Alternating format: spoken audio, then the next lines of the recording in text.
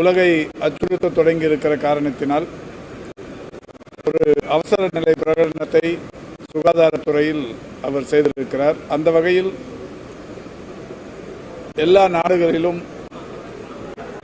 இது குறித்த ஒரு முன்னெச்சரிக்கை நடவடிக்கைகள் என்பது தொடர்ந்து கொண்டிருக்கிறது. மாண்புமிகு தமிழ்நாட்டின் முதலமைச்சர்களுடைய வழிகாட்டுதலின்படி தமிழகத்தில் இருக்கிற பன்னாட்டு விமான நிலையங்களில் இது குறித்தான முன்னெச்சரிக்கை நடவடிக்கைகள் என்கின்ற வகையில் வெளிநாடுகளிலிருந்து வருகிற பயணிகளை பரிசோதிக்கும் பணி தொடர்ந்து நடைபெற்றுக் கொண்டிருக்கிறது. அந்த வகையில் சென்னையிலும் கோவையிலும் ஏற்கனவே நான் நேரடியாக சென்று அங்கே பரிசோதிக்கும் முறையை ஆய்வு செய்திருக்கிறேன். இன்றைக்கு நானும் நம்முடைய பள்ளிக்கல்வித்துறையின் அமைச்சர் அவர்களும் திருச்சி பன்னாட்டு விமான நிலையத்தில் இது சம்பந்தமாக ஆய்வை மேற்கொண்டோம். மதுரை விமான நிலையத்தை பொறுத்தவரை கடந்த வாரம் பொது சுகாதாரத்துறை இயக்குநர் மருத்துவர் செல்வ விநாயகம் அவர்கள் நேரடியாக சென்று ஆய்வு செய்திருக்கிறார்கள். அந்த வகையில் தமிழ்நாட்டில் இருக்கிற 4 பன்னாட்டு விமான நிலையங்களிலும் ஆய்வுகள் மேற்கொள்ளப்பட்டிருக்கிறது.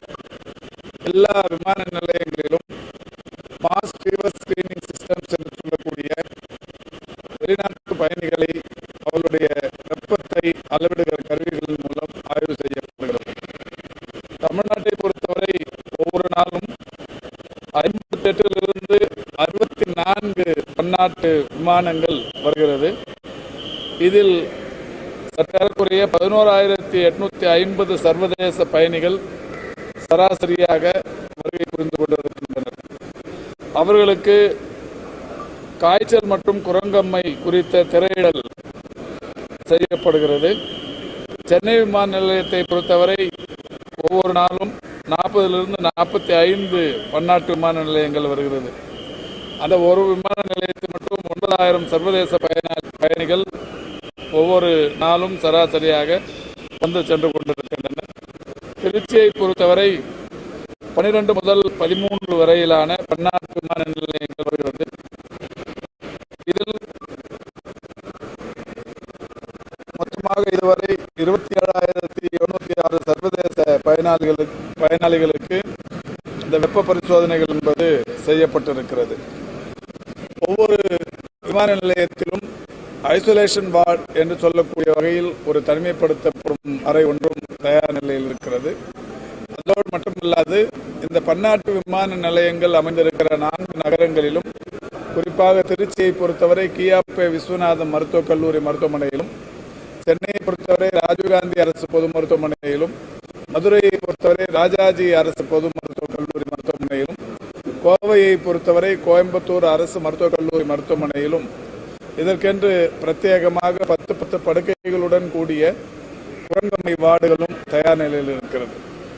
அந்த வகையில் சென்னையை பொறுத்தவரை இந்தியாவில் வேறு எந்த அரசு மருத்துவமனையிலும் இல்லாத அளவுக்கு 10 படுக்கைகள் கொண்ட 2 அறைகள், குறிப்பாக 5 மகளிருக்கான வார்டுகள், 5 ஆண்களுக்கான வார்டுகளில் நெகட்டிவ் பிரஷர் வார்ட்ஸ் என்று சொல்லக்கூடிய வகையில் அந்த வார்டுகளில் இருக்கிற இது போன்ற கிருமிகளை செக் செய்து வெளியில் அனுப்புகிற ஒரு அமைப்பும் இன்றைக்கு அந்த மருத்துவமனையில் இருக்கிறது. அந்த வகையில் மாண்புமிகு தமிழ்நாட்டின் முதலமைச்சர் அவர்கள் இன்றைக்கு தீவிரமாக இந்த பணியை செய்ய அறிவுறுத்தியிருக்கின்ற காரணத்தினால் இது தமிழகத்தை பொறுத்தவரை முன்னெச்சரிக்கை நடவடிக்கைகள் முழுமையாக செய்யப்பட்டிருக்கிறது. திருச்சியில் நடைபெற்றுக் கொண்டிருக்கிற இந்த முன்னெச்சரிக்கை நடவடிக்கைகளில் உலகை அச்சுறுத்த தொடங்கி இருக்கிற காரணத்தினால் ஒரு அவசர நிலை பிரகடனத்தை சுகாதாரத்துறையில் அவர் செய்திருக்கிறார். அந்த வகையில் எல்லா நாடுகளிலும் இது குறித்த ஒரு முன்னெச்சரிக்கை நடவடிக்கைகள் என்பது தொடர்ந்து கொண்டிருக்கிறது. மாண்புமிகு தமிழ்நாட்டின் முதலமைச்சர்களுடைய வழிகாட்டுதலின்படி தமிழகத்தில் இருக்கிற பன்னாட்டு விமான நிலையங்களில் இது குறித்தான முன்னெச்சரிக்கை நடவடிக்கைகள் என்கின்ற வகையில் வெளிநாடுகளிலிருந்து வருகிற பயணிகளை பரிசோதிக்கும் பணி தொடர்ந்து நடைபெற்றுக் கொண்டிருக்கிறது. அந்த வகையில் சென்னையிலும் கோவையிலும் ஏற்கனவே நான் நேரடியாக சென்று அங்கே பரிசோதிக்கும் முறையை ஆய்வு செய்திருக்கிறேன். இன்றைக்கு நானும் நம்முடைய பள்ளிக்கல்வித்துறையின் அமைச்சர் அவர்களும் திருச்சி பன்னாட்டு விமான நிலையத்தில் இது சம்பந்தமாக ஆய்வை மேற்கொண்டோம். மதுரை விமான நிலையத்தை பொறுத்தவரை கடந்த வாரம் பொது சுகாதாரத்துறை இயக்குனர் மருத்துவர் செல்வ விநாயகம் அவர்கள் நேரடியாக சென்று ஆய்வு செய்துவிட்டு வந்தார்கள். அந்த வகையில் தமிழ்நாட்டில் இருக்கிற 4 பன்னாட்டு விமான நிலையங்களிலும் ஆய்வுகள் மேற்கொள்ளப்பட்டிருக்கிறது. எல்லா விமான நிலையங்களிலும் மாஸ் ஃபீவர் ஸ்கிரீனிங் சிஸ்டம்ஸ் என்று சொல்லக்கூடிய வெளிநாட்டு பயணிகளை அவளுடைய வெப்பத்தை அளவிடுகிற கருவிகள் மூலம் ஆய்வு செய்யப்படுகிறது. தமிழ்நாட்டை பொறுத்தவரை ஒவ்வொரு நாளும் 58 64 பன்னாட்டு விமானங்கள் வருகிறது. இதில் சற்றக்குறைய 11,850 சர்வதேச பயணிகள் சராசரியாக வருகை புரிந்து கொண்டிருக்கின்றனர். அவர்களுக்கு காய்ச்சல் மற்றும் குரங்கம்மை குறித்த திரையிடல் செய்யப்படுகிறது. சென்னை விமான நிலையத்தை பொறுத்தவரை ஒவ்வொரு நாளும் 40 45 பன்னாட்டு விமான நிலையங்கள் வருகிறது. அந்த ஒரு விமான நிலையத்தில் மட்டும் 9,000 சர்வதேச பயணிகள் ஒவ்வொரு நாளும் சராசரியாக வந்து சென்று கொண்டிருக்கின்றனர். திருச்சியை பொறுத்தவரை 12 முதல் 13 வரையிலான பன்னாட்டு விமான நிலையங்கள் வருகிறது. இதில் மொத்தமாக இதுவரை 27,706 சர்வதேச பயனாளிகளுக்கு இந்த வெப்ப பரிசோதனைகள் என்பது செய்யப்பட்டிருக்கிறது.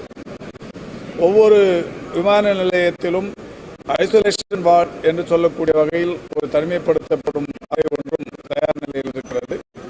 அதோடு மட்டுமல்லாது இந்த பன்னாட்டு விமான நிலையங்கள் அமைந்திருக்கிற 4 நகரங்களிலும், குறிப்பாக திருச்சியை பொறுத்தவரை கியாபே விஸ்வநாதன் மருத்துவக் கல்லூரி மருத்துவமனையிலும், சென்னையை பொறுத்தவரை ராஜீவ்காந்தி அரசு பொது மருத்துவமனையிலும், மதுரையை பொறுத்தவரை ராஜாஜி அரசு பொது மருத்துவக் கல்லூரி மருத்துவமனையிலும், கோவையை பொறுத்தவரை கோயம்புத்தூர் அரசு மருத்துவக் கல்லூரி மருத்துவமனையிலும் இதற்கென்று பிரத்யேகமாக 10 படுக்கைகளுடன் கூடிய குரங்கம்மை வார்டுகளும் தயார் நிலையில் இருக்கிறது. அந்த வகையில் சென்னையை பொறுத்தவரை இந்தியாவில் வேறு எந்த அரசு மருத்துவமனையிலும் இல்லாத அளவுக்கு 10 படுக்கைகள் கொண்ட 2 அறைகள், குறிப்பாக 5 மகளிருக்கான வார்டுகள், 5 ஆண்களுக்கான வார்டுகளில் நெகட்டிவ் பிரஷர் வார்ட்ஸ் என்று சொல்லக்கூடிய வகையில் அந்த வார்டுகளில் இருக்கிற இது போன்ற கிருமிகளை செக் செய்து வெளியில் அனுப்புகிற ஒரு அமைப்பும் இன்றைக்கு அந்த மருத்துவமனையில் இருக்கிறது. அந்த வகையில் மாண்புமிகு தமிழ்நாட்டின் முதலமைச்சர் அவர்கள் இன்றைக்கு தீவிரமாக இந்த பணியை செய்ய அறிவுறுத்தியிருக்கின்ற காரணத்தினால் இது தமிழகத்தை பொறுத்தவரை முன்னெச்சரிக்கை நடவடிக்கைகள் முழுமையாக செய்யப்பட்டிருக்கிறது. திருச்சியில் நடைபெற்றுக் கொண்டிருக்கிற இந்த முன்னெச்சரிக்கை நடவடிக்கைகளில் மாண்புமிகு அமைச்சர் பள்ளிக்கல்வித்துறை அமைச்சர்களும் மாட்சிமை தங்கிய மாவட்ட ஆட்சித்தலைவர் அவர்களும் பங்கேற்று இந்த ஆய்வு மேற்கொள்ளப்பட்டது.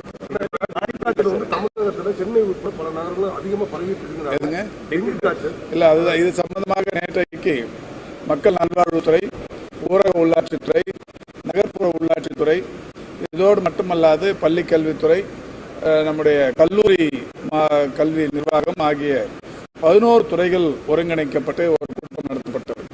மாண்புமிகு தமிழ்நாட்டின் முதலமைச்சர்களுடைய வழிகாட்டுதலின்படி கடந்த ஆண்டும் இது போன்ற ஒரு கூட்டம் நடத்தப்பட்டது. நேற்றைக்கும் இந்த கூட்டத்தை ஓமந்தூரார் பன்னோக்கு மருத்துவமனை வளாகத்தில் இருக்கிற அரங்கத்தில் நடத்தியிருக்கிறோம். இது டெங்கு வரலாற்றிலேயே அதிகமான உயிரிழப்புகள் என்று எடுத்துக்கொண்டால் 2012ஆம் ஆண்டு 67 பேர் ஒரே ஆண்டில் டெங்குவுக்கு பலியாகி இருக்கிறார்கள். அதற்கடுத்து 2017ஆம் ஆண்டு 65 பேர் டெங்கு பாதிப்புக்குள்ளாகி உயிரிழந்திருக்கிறார்கள்.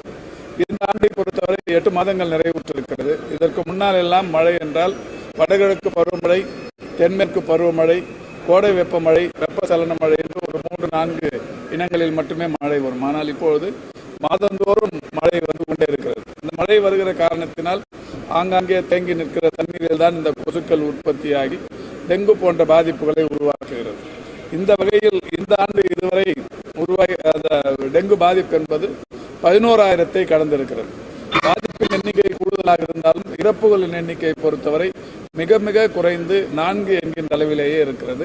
இந்த 4 இறப்புகளும் கூட நோய் எதிர்ப்பு சக்தி குறைவாக இருப்பவர்கள், இந்த டெங்கு மாதிரியான நோய் பாதிப்புகள் வந்தவுடனே மருத்துவ மருத்துவமனைகளுக்கு வராமல் தன்னிச்சையாக மருந்துகளை உட்கொள்ளுபவர்கள், இப்படியான அந்த பாதிப்புகள் தான்.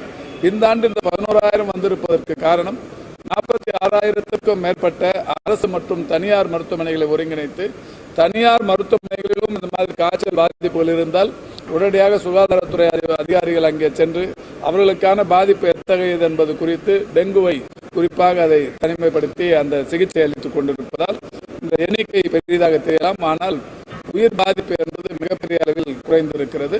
இன்னமும் 4 மாதங்கள் இருக்கிறது. வடகிழக்கு பருவமழை தொடங்கி இருக்கிற காரணத்தினால் நிச்சயம் இன்னமும் அதிகரிப்பதற்கு வாய்ப்பு இருக்கிறது என்கின்ற காரணத்தினால்தான் எல்லா துறைகளும் ஒருங்கிணைத்து அவரவர்கள் இதில் மிக கவனமாக செயல்பட வேண்டும் என்கின்ற வகையில் மாண்புமிகு தமிழ்நாட்டின் முதலமைச்சர் அவருடைய அறிவுறுத்தலுக்கு ஏற்ப நேற்றைக்கு அந்த கூட்டம் நடைபெற்றது.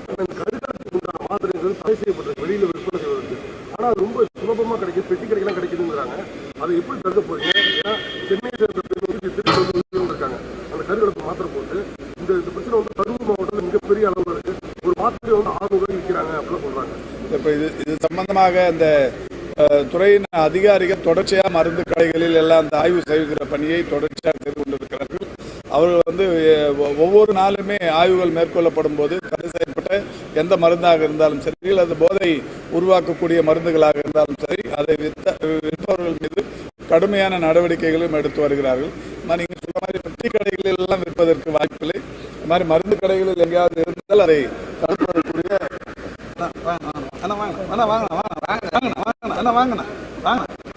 நடவடிக்கைகள் மேற்கொள்ளப்பட்டு வருகிறது.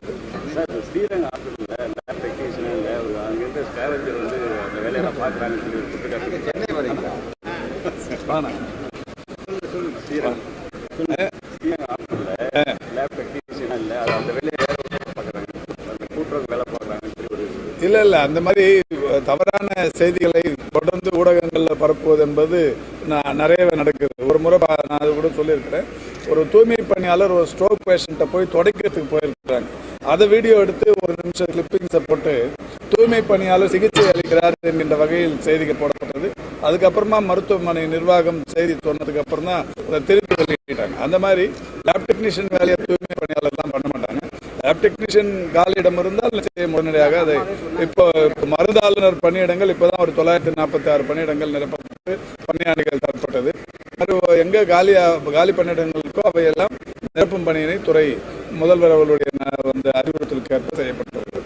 திருச்சியில் கூட இப்போ பார்த்தீங்கன்னா ஒரு நேற்றைக்கு ஒரு இறப்பு ஒன்று, அதுவும் குறிப்பாக இந்த ஒரு அரியமங்கலம் என்கின்ற பகுதியில் ஒரு 15 வயதுள்ள ஒரு பெண் ஜாக்குலின் என்கின்ற ஒரு பெண் ஒரு இதுக்கு, அதாவது ஒரு நூடுல்ஸ் ஒன்று அமேசான் மூலமா சைனீஸ் புல்டாக் அப்படிங்கிற ஒரு நூடுல்ஸை வாங்கியிருக்காங்க. சைனீஸ் புல்டாக்ங்கிற நூடுல்ஸும் ஒரு கோக்கும் வாங்கி சாப்பிட்ருக்காங்க. அது வந்து இறந்துட்டாங்க. அந்த இறப்பு செய்தி தெரிஞ்ச உடனே ஃபுட் சேஃப்டி டிபார்ட்மெண்ட் அதை சம்பந்தமாக விசாரிக்கும் போது அவங்க வாங்கி சாப்பிட்டு அந்த பொருள் எடுத்து பார்த்துருக்காங்க. அது வந்து சைனீஸ் புல்டாக்ங்கிற ஒரு நூடுல்ஸு. உடனடியாக அது எங்கெல்லாம் திருச்சியில் விற்குதுங்கிறத போய் பார்க்குறப்ப ஒரு ஹோல்சேல் ஸ்டாக்கிஸ்ட்டை போய் பார்த்துருக்காங்க. அதில் வந்து இந்த பொருள் விற்பனை செய்யப்படுவது தெரிந்திருக்கிறது. அதை எடுத்து செக் பண்ணதில் ஒரு 800 கிலோ அளவுக்கு எக்ஸ்பைரி ஆன பொருட்கள் விற்கப்பட்டிருக்கிறது. உடனடியாக அந்த பொருட்கள் சீஸ் செய்யப்பட்டு இப்போ அது ஆய்வுக்கெல்லாம் அனுப்பப்பட்டிருக்கிறது. இந்த மாதிரி உடனடியாக எங்க தகவல் தெரிஞ்சாலும் அந்த துறை நடவடிக்கை எடுக்கும். ஆனால் தமிழகம் முழுவதும் சட்டமன்ற தேர்தலுக்கு திமுக தயாராகி வருது. சென்னையை பொறுத்தவரைக்கும்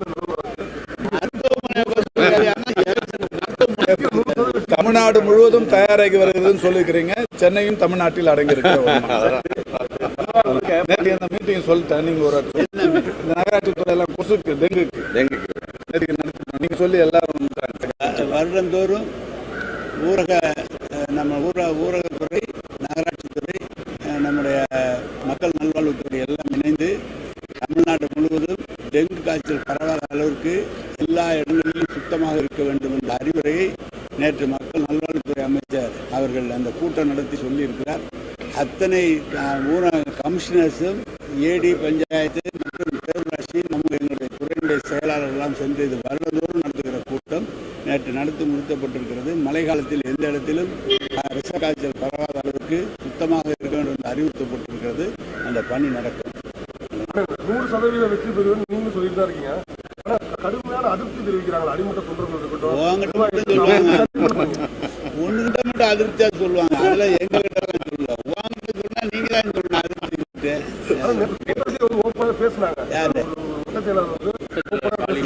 ஒரு குடும்பம் சார், ஒரு குடும்பத்துல ஒருத்தர் வருத்தப்படுவாங்க, ஒருத்தர் சந்தோஷமா இருப்பாங்க. வருத்தப்படுறவங்களையும் சந்தோஷப்படுத்த வேண்டியது பொறுப்புல இருக்கிறவங்க எங்களுடைய வேலை. அதை நாங்க ஒழுங்கா செய்வோம். நீங்க அதை பத்தி கவலையப்பட வேண்டாம். நாங்க ஜெயிப்போம் சார், நீங்க கவலை